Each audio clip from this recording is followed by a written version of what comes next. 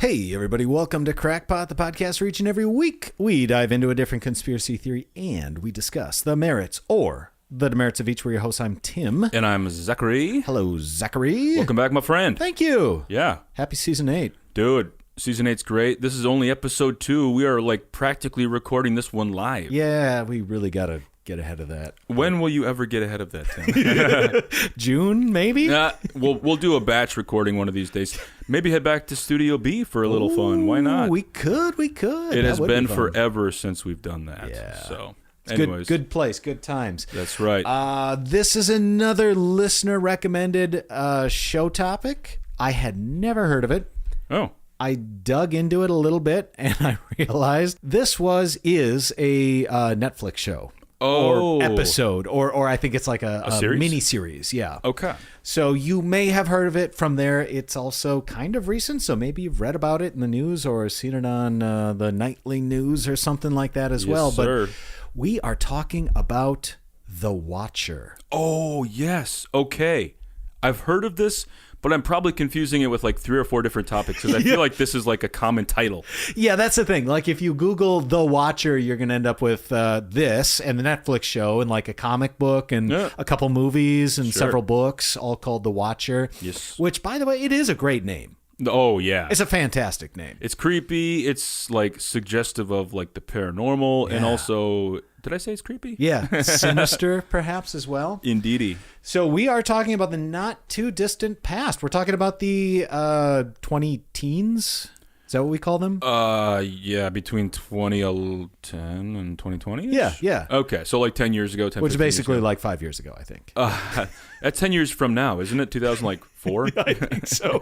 Anyway, so the long and the short is a family bought a house and then they started getting creepy letters. And everything kind of went downhill from there. And this is based on a true story. This is not based on, this is true. Like, this is all true. The question and the mystery, like the Watcher has never been found.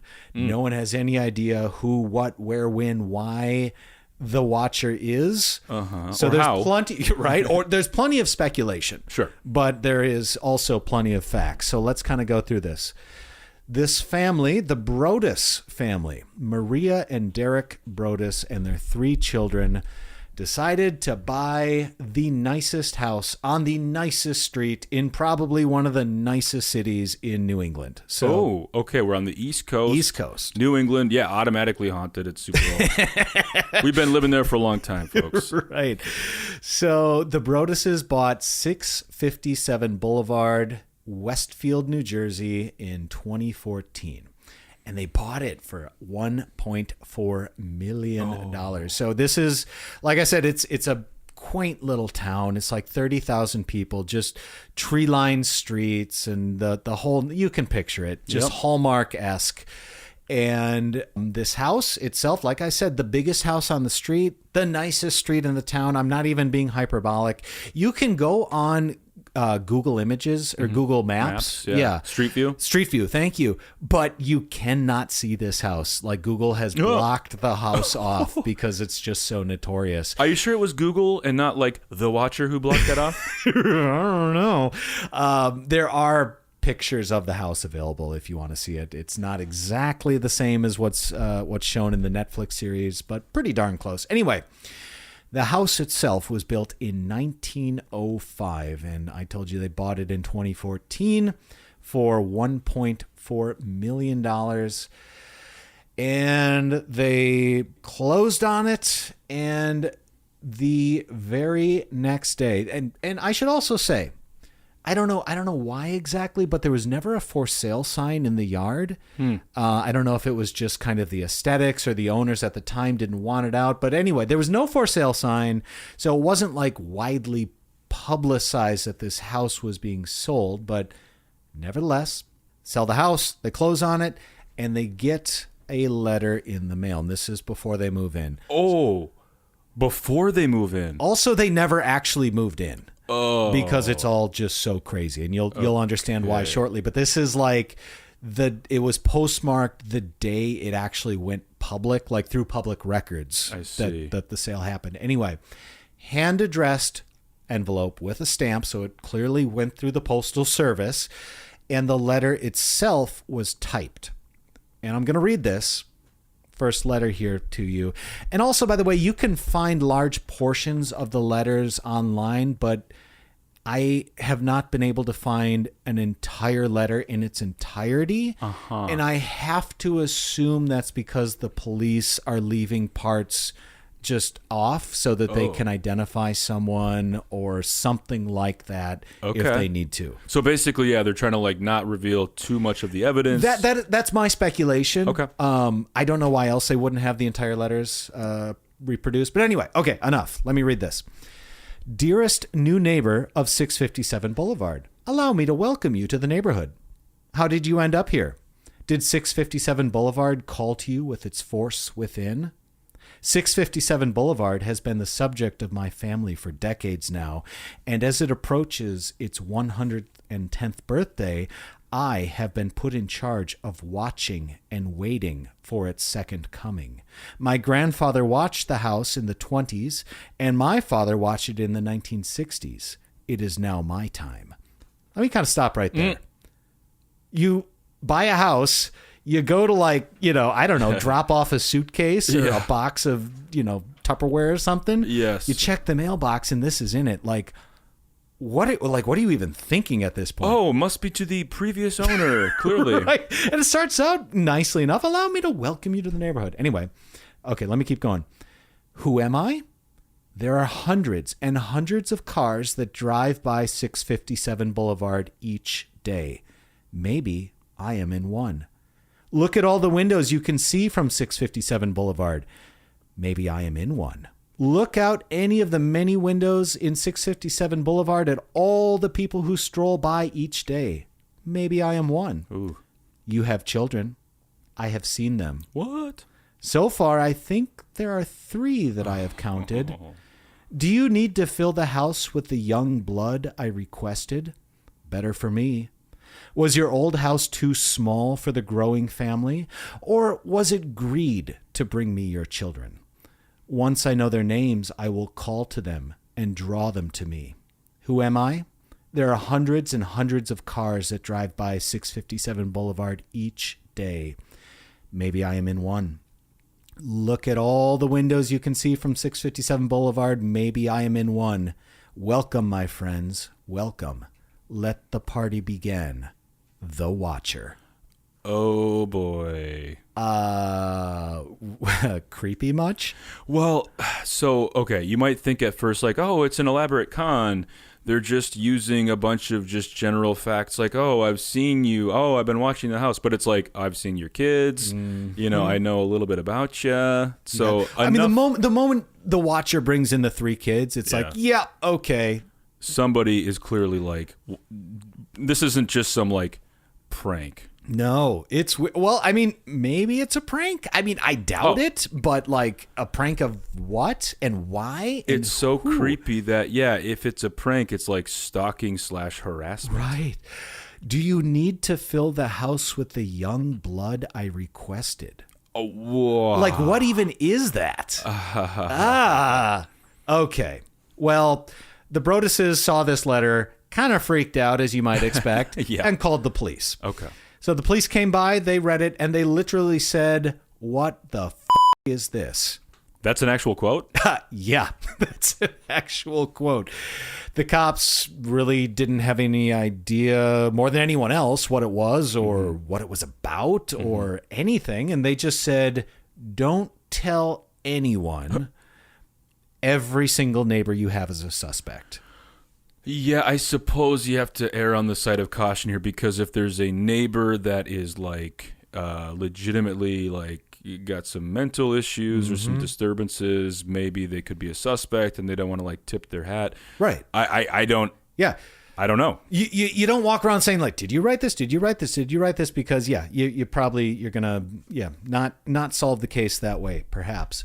So the next day they contacted the family or the couple that they bought the house from, the Woodses, and they're like, do you know anything? Did you ever get letters like this? What's going on? Yeah, because actually that's a really good point, right? Because it's if this watcher has been watching this home for decades, or that family has, or whatever, presumably the people that lived there before them would also have remembered or had some sort of experience like this. Right. So that was the thought. They reached out and said, hey, you recognize this? And they said, oh, yeah, we got a similar type letter right before we moved out. What? We thought it was just weird and whatever, and we threw it away. Before they moved out, but that was the only one, apparently, that they actually received. Yeah. Oh, that's so creepy. They threw it away because it was weird and it didn't make any sense, and they didn't even think twice about it because, hey, whatever, they're leaving and who cares? So they're like, oh, I don't know what to do with this, but that adds a little bit to it. So anyway, they are the Broadduses, the family who bought the house. They are doing a lot of renovation on it. Just needed upkeep and maintenance, and they wanted to knock out a few walls and add a few things here and there and that sort of thing. No big deal. They're doing all this before they move in. But, you know, there's vans out front and a dumpster and stuff. And, you know, the Derek and Maria are, you know, coming and going. And one of the neighbors was like, hey, welcome to the neighborhood. How's it going? You know, I live over there, and, you know, this and that and the other thing. And and I've been watching you. I mean, what? Well, so Derek says, well, hey, you know, why don't you come in? I'll give you a quick tour of the house, you know, because he's proud of it and everything else. And you know, they're showing this couple from the block around the house, and the wife says, oh, it'll be so nice to have some young blood in the neighborhood. Huh. And he immediately freezes, and he's like, oh, my God. Yeah.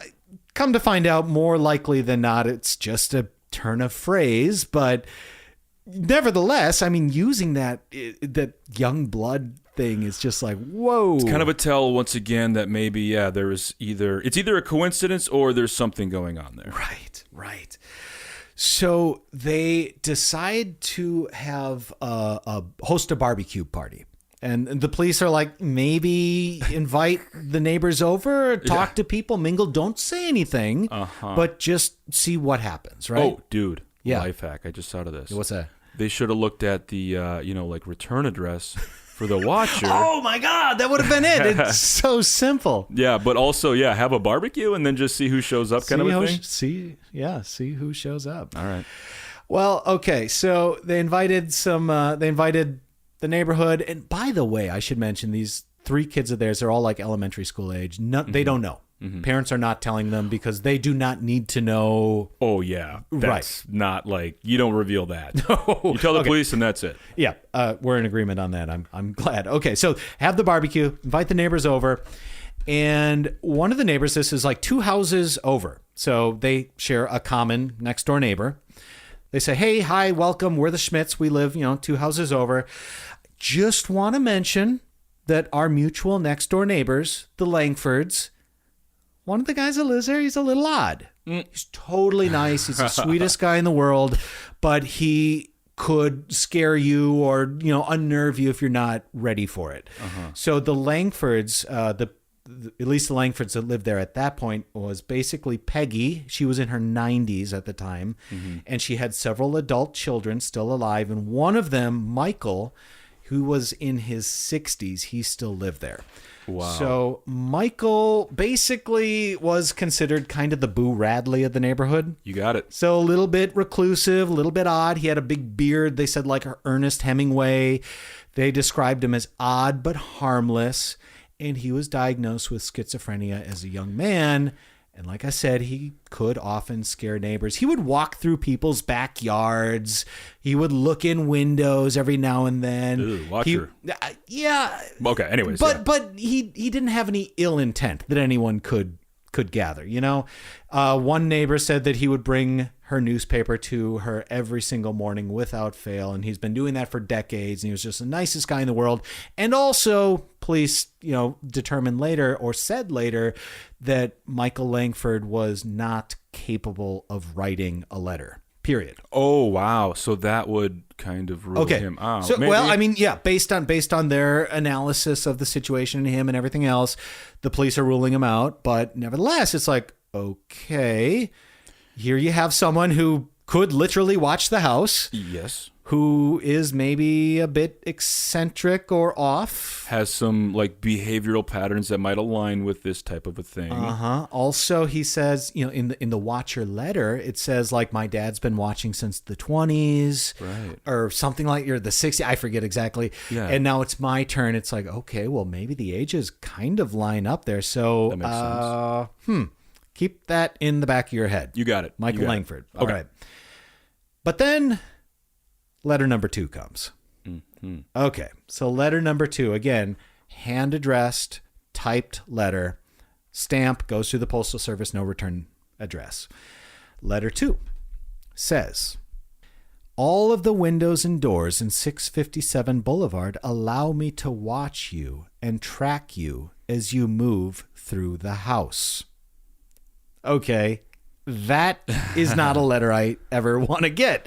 No, or think about like right. somebody's watching through. Oh, it's so scary. Yeah. And I should just say that I believe this portion of letter 2 is where they have the information about the children with their names, the children's nicknames, the children's ages and birth order. Oh, boy.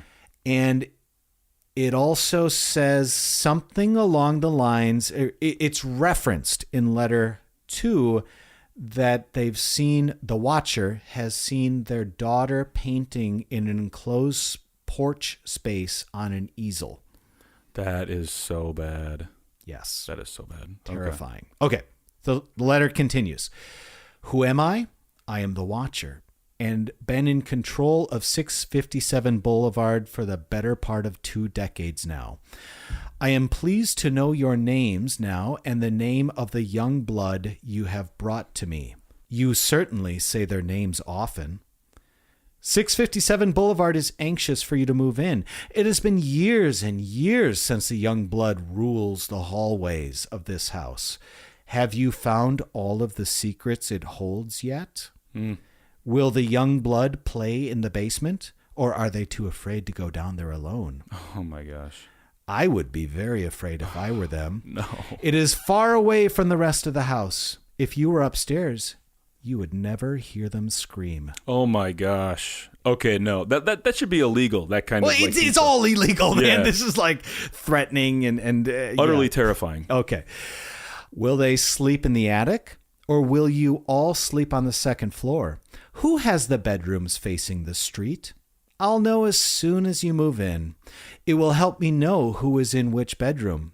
Then I can plan better.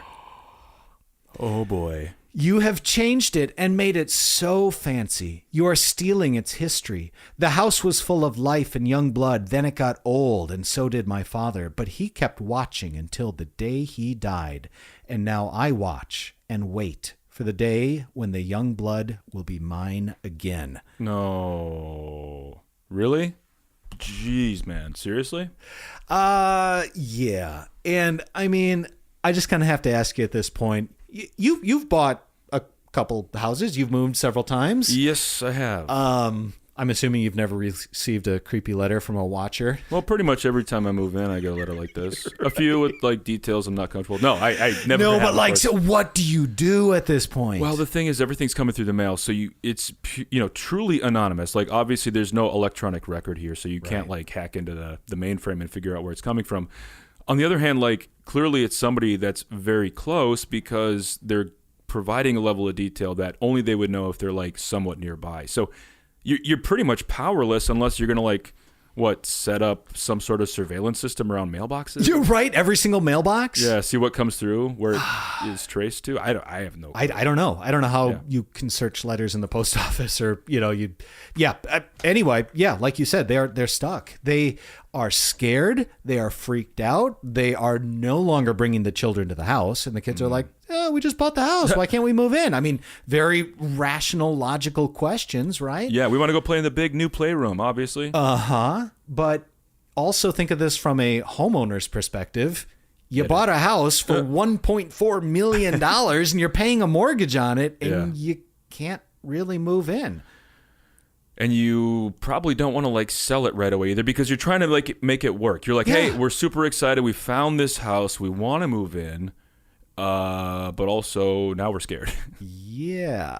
okay, well, let's kind of look at some of these clues, I guess, maybe. All right. The porch with the easel on it that was referenced by the watcher, it's on the Langford side of the house. It's on the Michael Langford side, so directly across from one of their windows, like seeing right in. So it's like, interesting. Yep. Well, I know you said you would want to try to stick with it. They were like, no, enough is enough. They wanted to cut their losses at 6 months. And so they put it up for sale for as much as they bought it for, $1.4 million. They disclosed the letters. They said to anyone who had a reasonable offer. Yep. They said, hey, we've been getting some weird letters. Okay. I mean, you got to disclose that stuff. That's true. Property real estate law 101. They said, we're not going to show you the letters unless you have an accepted offer. Oh, wow. That's, yeah. I mean, it kind of makes sense, kind of doesn't. I mean, yes and no. Yes from a and no. seller's standpoint, it makes sense, but not from a buyer's standpoint. Sure. Well, everyone who saw the letters ended up backing out.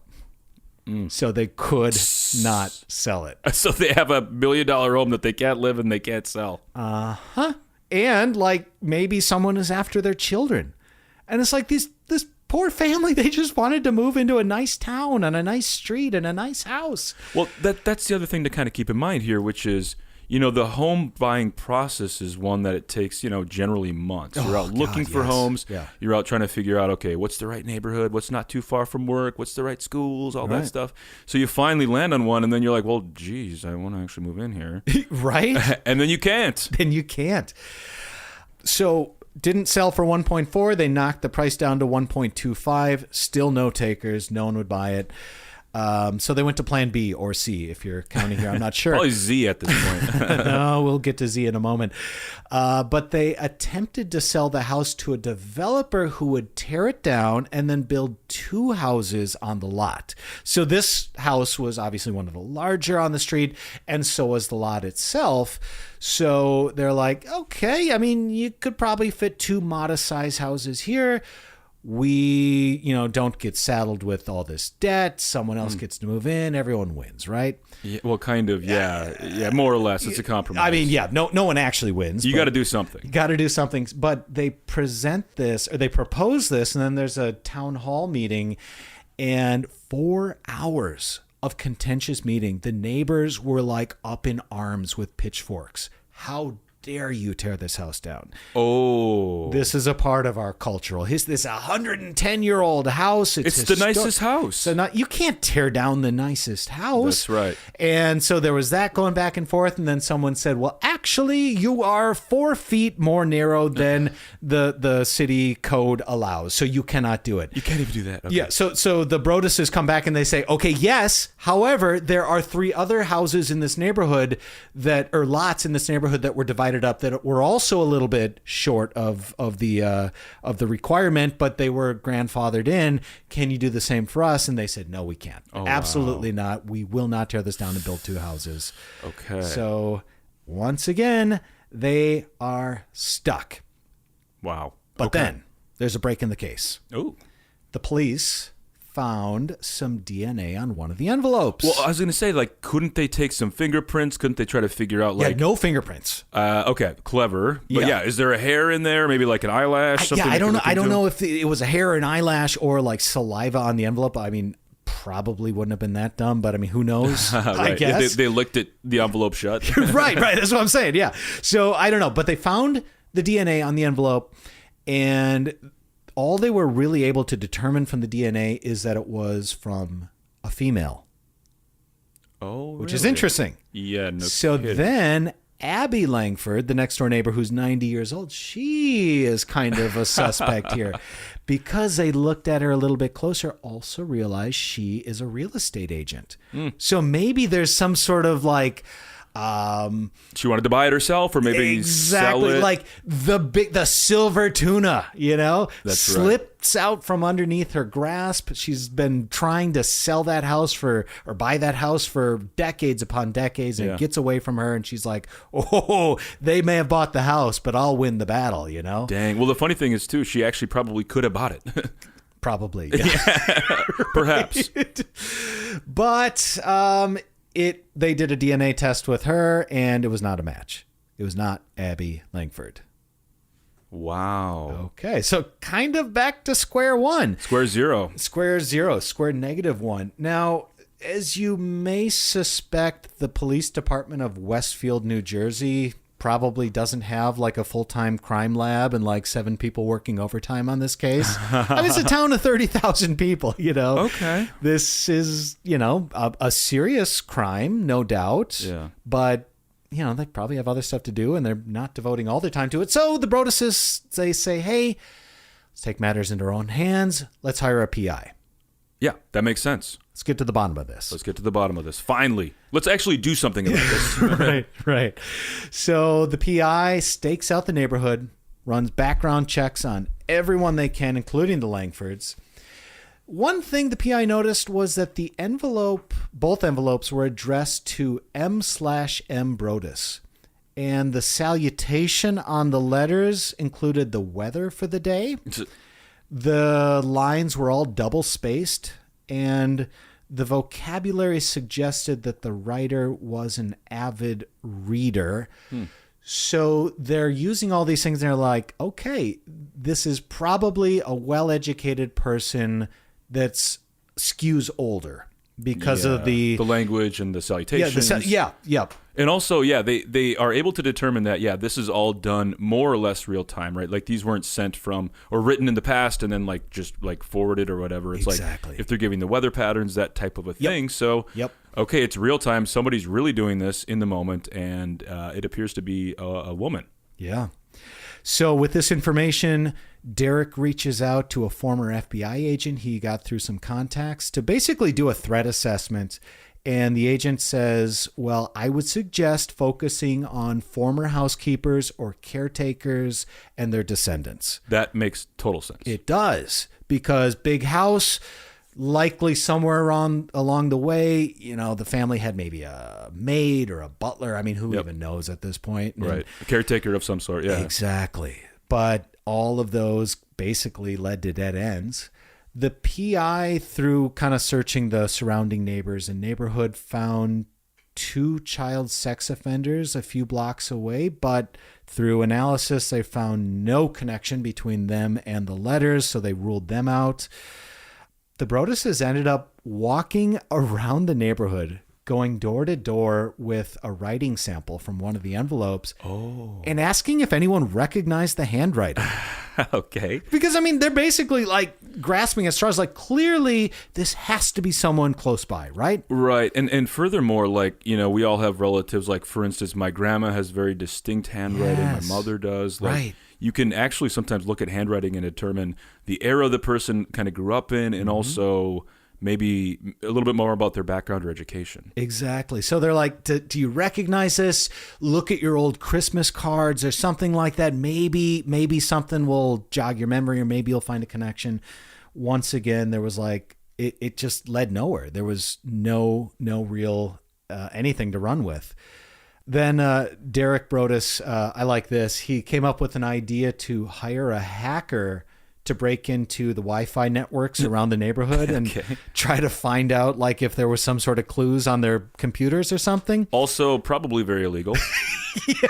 Well, he decided or learned really quickly that it was A, illegal, B, much more difficult than it's done in Hollywood, and C, he couldn't find anyone that could even do it if he wanted to. So they couldn't triangulate the position with Wi-Fi? Keep him on the phone 30 seconds longer. We almost got him. Jack Bauer.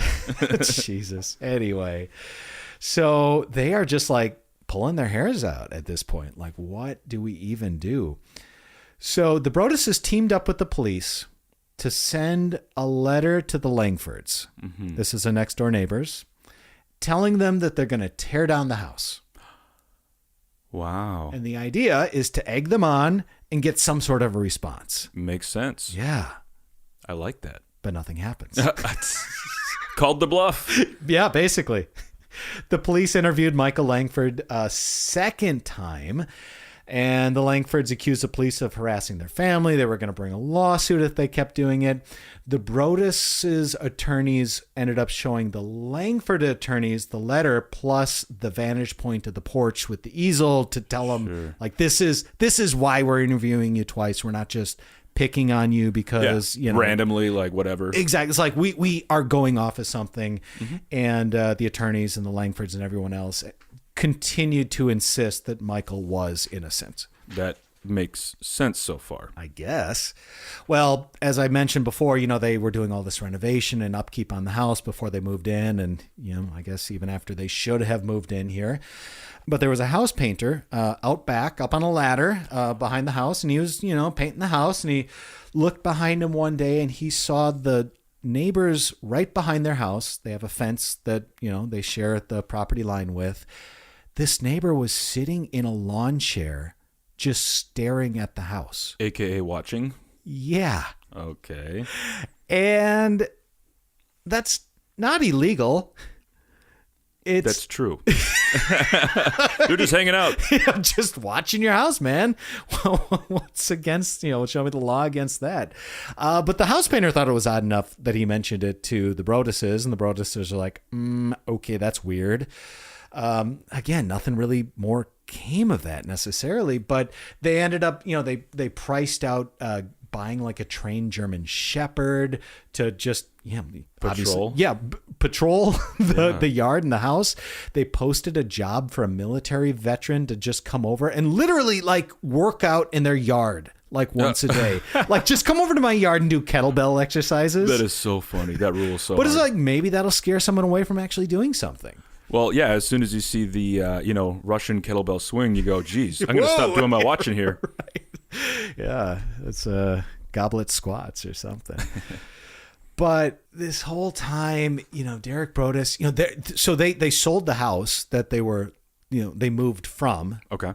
So oh my gosh. Right. Okay. They're paying the mortgage on this. They end up living with his in-laws, his wife's, Maria's, parents in town. Yeah. So he's having to like wake up every morning, shovel his in-laws' driveway, go over to this house that he can't even live in, shovel that driveway, go back home, and he's depressed. She's depressed. The kids are like, why can't we live in the house yet? They're trying to come up with all these excuses. The neighbors are like, what gives?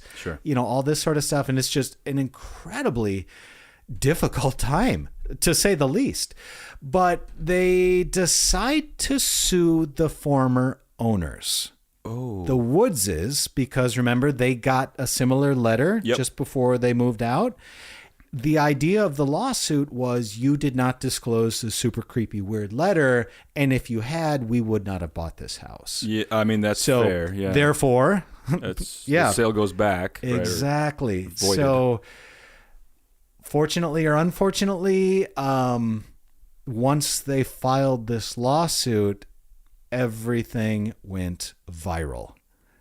Oh. Well, I suppose it's it all public became record. Public knowledge and public record. Within 48 hours, they had over 300 media requests from around the world to ask them and just do interviews and ask them about what the heck this was going on, how they're doing, what clues, what leads.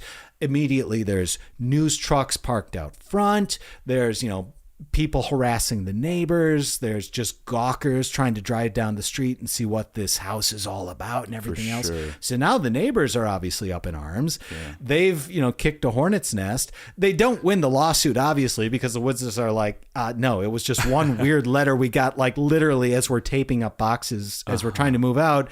We never locked our front door for 23 years. Like, this is a perfectly safe neighborhood. It's a perfectly safe house. If it weren't, we would have disclosed it. That makes total sense.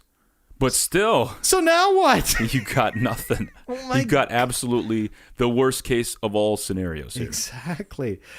So the cops ended up asking the Woodses for a DNA sample because they weren't entirely convinced that they were, without guilt in this whole thing. They got an interview with their 21-year-old son. Nothing really came from that. After it went viral, there was a few other neighbors in the neighborhood that said that they too had received a similar letter the same day the Broadduses got their first letter. Mm-hmm. But again, everyone thought it was just kind of weird. Yeah. Not terribly memorable. Like, no one could recite what it was. They read it. They thought, well, that's weird. And they threw it away. So there's nothing more to go on. Well, that's actually interesting too, because yeah, you know, as a homeowner, even if you live, you know, in an apartment or whatever, like you kind of get used to at some point just getting mail that you don't expect. Yes. And absolutely. no matter how weird it is, you just kind of brush it off. Oh, it's spam. I mean, this is only 10, 15 years ago, right? So you would say, well, maybe there's some neighborhood prankster or something. Right, exactly. Well, you know, obviously, you know, all this traffic and news and everything else, the police, who are still kind of trying to figure out who this is, more or less, you know, they have a squad car staked out in the neighborhood. They notice a suspicious car parked in front of the house for a period of time. They go knock on the window, and it's a woman from a nearby town who said that her boyfriend was into some, quote, really dark video games and thought he might be involved. Mortal Kombat? Actually, The Watcher. Oh. Yeah. So Okay. She saw the news articles. She's like, oh, my boyfriend's kind of weird and he's super into this. I love him, but he's super weird and he's into this kind of stuff. Right. Well, the police thought that was interesting, and they said, okay, well, you need to bring him in for an interview. And she said, yeah, sure. I'll bring him into it for an interview. Obviously, he never comes in for an interview. Yeah, well, plus the DNA sample suggested it was by a female, right? Agreed. Yeah. Okay. After this goes viral, some cocky guy from Staten Island, he's like, all right, I'm going to swoop in, buy a $1.4 million house on the cheap, and I'm going to make out like gangbusters. So he's like, hey, let me buy the house. Yeah. And they're like, sure, name your price. Sure. Offer accepted. They show him the letters. Never hear from him again. Oh, wow. So like nothing ever even happened. No, because he was so freaked out. He's like, Yeah. yeah, I want nothing to do with this. Totally Sure, logical. Sure, I could flip this and make like $500,000, but no, thank you. So the Broadduses, you know, they decide that they obviously still can't move into the new house. They're tired of living with their in-laws. So Derek, he forms a private LLC, moves some funds into it, buys a house somewhere across town so to remain anonymous, so that his kids can actually like go to the school in the neighborhood, and they, you know, can start to kind of settle in, sort of, a little bit, and still have a bit of anonymity. And while they do that, they decide that they're going to try to rent the house out to another family. Okay. And a family decides to do it, probably because it's an enormous house, Yeah. and they're getting it pretty darn cheap. Yep. And they're like, well, maybe this watcher isn't really out for us. Maybe they're more out for you. And they decide to move in. Well, I was going to say they either have a vendetta against his family or, and in which case then somebody else could move in and everything's fine, but it doesn't make any sense anyways. No, it doesn't. And also, I mean, while they do refer to Derek and Maria and the children by name, it's really addressed to the house. Like the letter is written to the house. Okay. Which is so weird. Anyway, family moves in, and shortly after they move in, letter number 3 arrives. Oh, boy. Okay. Letter number 3, hand-addressed envelope, postage stamp, typed envelope. All it says, where have you gone to? 657 Boulevard is missing you. Oh, no. Well, you can't have it both ways. The watcher either wants them there or doesn't. Yeah, well, which is it? Which is it, watcher? Yeah. Make up your mind. Yeah. Well, the family was freaked out, but they decided that they were going to stick it out. Not a big deal. So they continued to rent the place out. That Christmas, this is where things kind of go off the rails here. Christmas Eve, several families in the neighborhood receive anonymous letters from, quote, friends of the Broadduses. Okay. Okay. And this anonymous letter to several of the neighbors says, among other things, I wish we could go back to the days of tar and feathers. I have just the couple in mind. What? So on and so forth. The day of tar and feathers? Back in the day? Wow. So Derek admitted writing these letters and sending them to the families in the neighborhood that seemed to be the most antagonistic towards the Broadduses, and he's like, stop bugging us. No way. Maybe we'll come get you too, or something like it. Honestly, it doesn't make any sense. No. And Derek is like, yeah, this was a really, really stupid idea. I am sorry. Sure. It doesn't make sense. But nevertheless, the people kind of double down and they're like, maybe you are the one doing this to yourself. Because really, you have the police looking into this, a former FBI agent, PI, it's news organizations all over the place, etc. And people are starting to say, I think maybe you're making this whole thing up. This is interesting. Because, I guess I didn't mention this at the beginning, the Broadduses, they had like a $200,000 house, and then they sold it after a couple years, and they moved into like a $500,000 house. And Derek worked in finance, and he worked long hours, and he did well for himself, and then he bought this $1.4 million house. Sure. But these neighbors are looking at his records and everything now that this story is viral, and they're like, wait a minute, I think you stretched yourself too thin, and now you realize that you can't keep up with the mortgage. Oh, boy. And you're trying to find a way to get out of it. So initially, when you started presenting the facts, I was going to say some sort of inside job. Yeah. They were trying to get out of a real estate deal, didn't have a non-disclosed leaky roof that they could easily use, and instead had to like come up with some sort of con. Mm-hmm. Dang. Yep. So anyway, that's what the neighbors are saying, and that's what a lot of people are starting to say, especially after he sends this weird, bogus Christmas Eve letter that he ends up admitting to down the road. But then, Zach, letter number 4 arrives. All right. To the vile and spiteful Derek and his wench of a wife, Maria. 657 Boulevard survived your attempted assault and stood strong with its army of supporters barricading its gates. My soldiers of the Boulevard followed my orders to a T. They carried out their mission and saved the soul of 657 Boulevard with my orders. All hail the Watcher! 3 exclamation points. Wow. Maybe a car accident. Maybe a fire. Maybe something as simple as a mild illness that never seems to go away but makes you feel sick day after day after day after day after day. Maybe the mysterious death of a pet. Loved ones suddenly die. Planes and cars and bicycles crash. Bones break. You are despised by the house. Wow. And the Watcher won. And they cut their losses. They ended up listing the house again in 2019. They sell it for a heavily reduced price of $959,000 to the current owners, who still, as far as I know, live there to this day. And that's more or less the Watcher. So we don't really know who is behind this, and presumably all that activity stopped? Yeah. Wow. We don't know who's behind it. We don't know why. Mm-hmm. Because... why? Yeah. And who?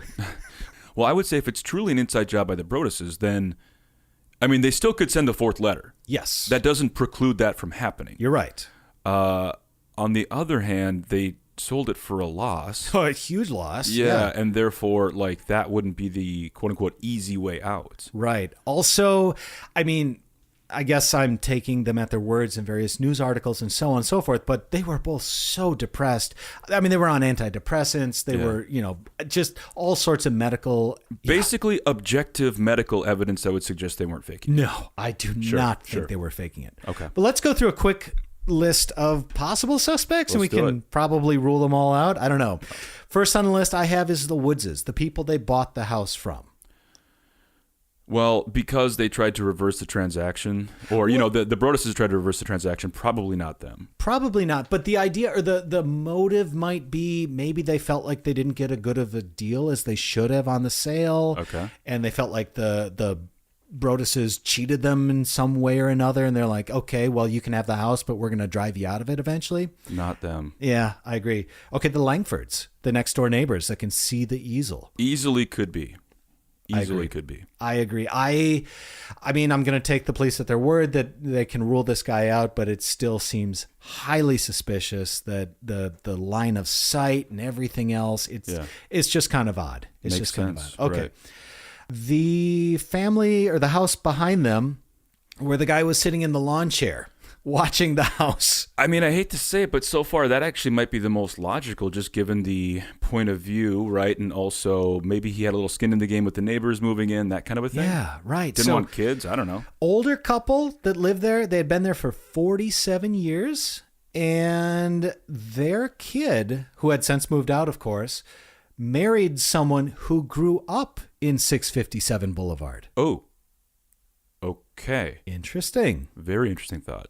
Again, I mean, Nothing else to go off of. Nothing else to go off of. It's a neighborhood. It's a neighborhood of like well-established families that have been there for decades and decades. You're gonna have this cross-pollination, I would assume, eventually. Right. Okay, well, we have that woman's boyfriend who was into super dark video games. Oh, maybe. Mortal Kombat 2? Right. Yeah. A bunch of Reddit sleuths. We always know that they are great at solving crimes. Hot on the case, yeah. So they when the Google Street View, Google Maps Street View image was still available. Yeah. There was a car parked in front of the house.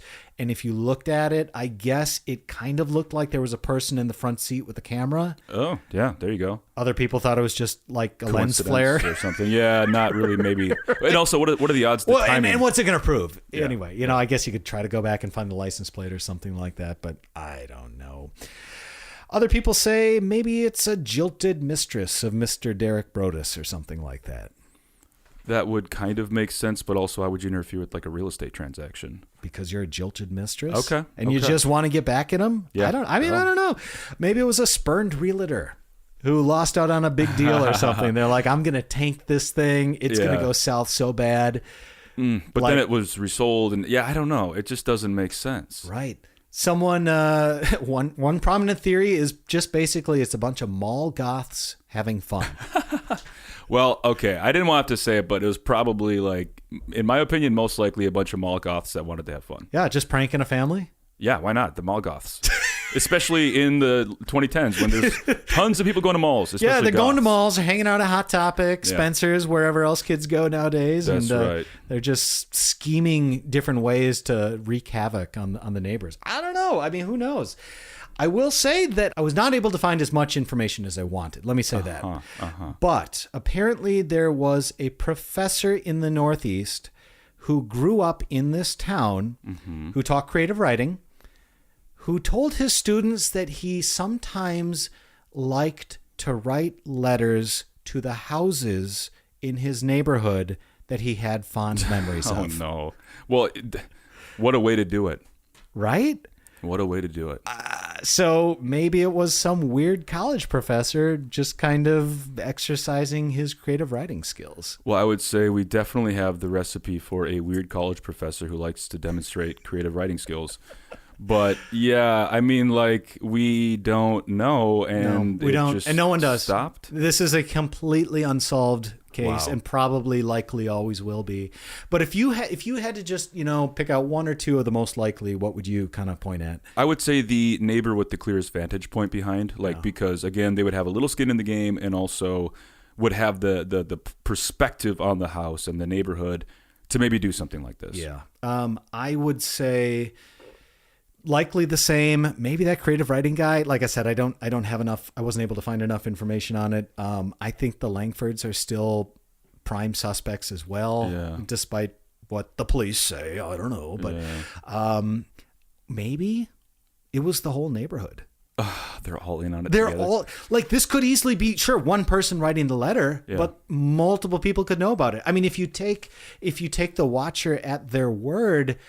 They said, my soldiers of the Boulevard followed my orders to a T. They carried out their mission and saved the soul of 657 Boulevard, blah, blah, blah. Yeah, I was going to say, well, maybe there's a team of people behind this whole Maybe thing. it's a conspiracy, and they just did not want this family to move in for whatever weird reason. Jeez. But you talk about terrifying. I mean, thankfully, no one was physically hurt. Thankfully, they were finally able to sell the place. I guess, thankfully, a family finally moved in, and all seems to be well, but like, how terrifying would this be? One thought, however, just came to my mind. Maybe it was the new owners of the house.